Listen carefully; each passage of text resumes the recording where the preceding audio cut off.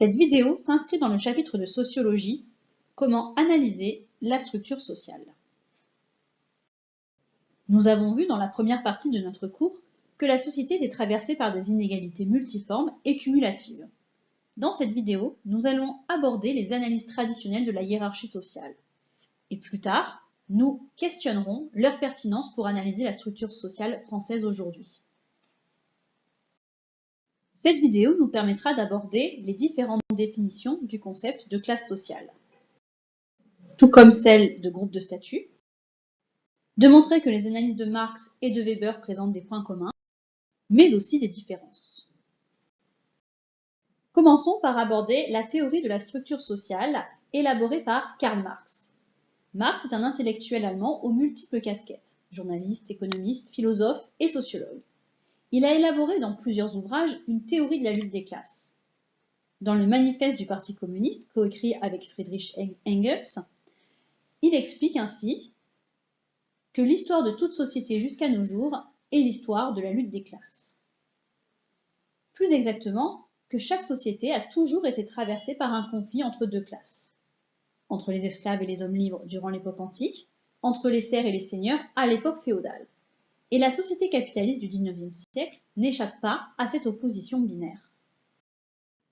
La société capitaliste que Marx observe serait d'après lui marquée par l'existence de deux classes sociales, la bourgeoisie et le prolétariat, qui sont en opposition.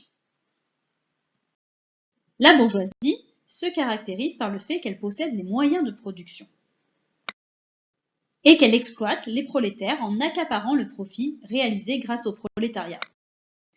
Rappelons ici que le profit est la différence entre les recettes que réalise une entreprise et ses coûts de production. Le profit sert à rémunérer les apporteurs de capitaux, donc les bourgeois, ou permettre à l'entreprise d'épargner pour financer des investissements. De l'autre côté, les prolétaires ne détiennent rien d'autre que leur force de travail, utilisée par les bourgeois pour produire. Ils sont la main-d'œuvre qui permet la production. Ils sont ainsi dans une situation d'exploitation, puisqu'ils se voient dépossédés du fruit de leur travail. Bourgeois et prolétaires s'affrontent donc.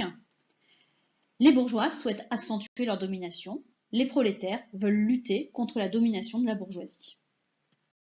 On voit donc que chez Marx, la société est structurée autour de deux classes sociales. La classe sociale se définit chez Marx comme un groupe d'individus ayant trois critères.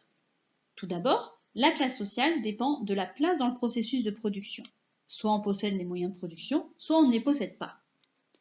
La place dans le processus de production définit une classe en soi, c'est-à-dire une classe dans les faits, qui a les critères économiques pour être considérée comme une classe. Cependant, cela ne suffit pas à former une classe sociale. Pour être une classe sociale, il faut aussi que les individus aient une conscience de classe, c'est-à-dire le sentiment d'appartenir à un même groupe, ce qui naît souvent dans la lutte avec la classe antagoniste. Les classes en soi, qui ont une conscience de classe, sont, dans ce cas-là, des classes pour soi. On voit donc que Marx a une approche de la structure sociale qui est essentiellement basée sur un critère économique, car il considère que la domination ayant lieu dans la sphère économique va déterminer les autres domaines de la société. Mais il faut également bien percevoir que l'approche de Marx est réaliste. Pour lui, sa théorie décrit une réalité. Les classes sociales existent réellement dans la société puisque la condition de leur existence est le fait que les individus aient conscience d'y appartenir et qu'ils soient en opposition réelle avec l'autre classe. L'analyse de Marx n'est cependant pas la seule approche de la structure sociale. Max Weber, sociologue allemand, a une approche de la stratification sociale différente de celle de Marx, même si elles ont des points communs. Dans la citation que vous voyez, en effet, Weber ne pense pas que l'existence d'une conscience de classe soit nécessaire. Nous y reviendrons. Weber propose une analyse de la stratification sociale pluridimensionnelle et non unidimensionnelle comme celle de Marx. En effet, pour lui, la société n'est pas uniquement hiérarchisée à partir de la seule dimension économique. Celle-ci structure bien la société, comme chez Marx, mais d'autres dimensions sont également à prendre en considération pour comprendre la stratification sociale. Il s'agit de l'ordre social et de l'ordre politique. Weber montre qu'au sein de ces trois ordres, les individus sont hiérarchisés en fonction de leur proximité à une ressource valorisée. Dans l'ordre économique, les individus sont groupés en classes sociales en fonction de leur niveau de richesse et leur chance d'accéder aux biens. Dans l'ordre social, les individus sont classés en fonction de leur niveau de prestige social et des chances qu'ils ont d'accéder à certains honneurs, à certains privilèges, positifs ou négatifs.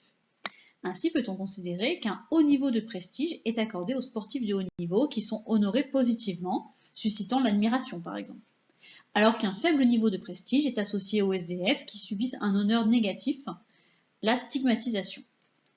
En fonction du niveau de prestige et d'honneur, les individus peuvent être rassemblés dans des groupes de statut. Ensemble d'individus partageant un même degré de prestige qu'ils peuvent avoir obtenu de manière différente, aussi bien par leur naissance que par leur profession ou leur style de vie, mais qui partagent aussi des normes et des valeurs communes constitutives de leur statut social. Elles les amènent à entretenir entre eux des rapports sociaux et à partager un sentiment d'appartenance. Les groupes de statut sont plus ou moins fermés sur l'extérieur.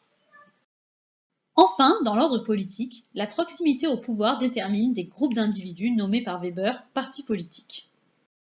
Cette approche est différente de celle de Marx pour plusieurs raisons. Tout d'abord, si Marx avait une approche unidimensionnelle, celle de Weber est pluridimensionnelle. Contrairement à Marx, Weber considère qu'il n'y a pas de raison pour qu'une personne ne puisse pas être haut placée dans un des trois ordres et avoir une position plus basse dans la hiérarchie des deux derniers ordres.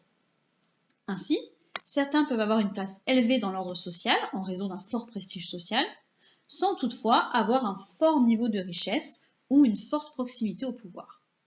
De ce fait, il est nécessaire pour Weber de prendre en compte les trois ordres pour construire la stratification sociale. Par ailleurs, Weber propose une approche nominaliste. Pour lui, les classes sociales n'ont pas forcément de conscience de classe. Ce sont des groupes d'individus ayant un niveau de richesse et d'accès aux biens similaires qui peuvent avoir une appartenance commune, un sentiment d'appartenance, une conscience de classe, mais ce n'est pas forcément le cas. Il faut dire que Weber a une approche nominaliste. Les classes sont pour lui des constructions du sociologue, indépendantes du sentiment subjectif des individus. On voit donc que la définition de la classe sociale de Weber diffère de celle de Marx.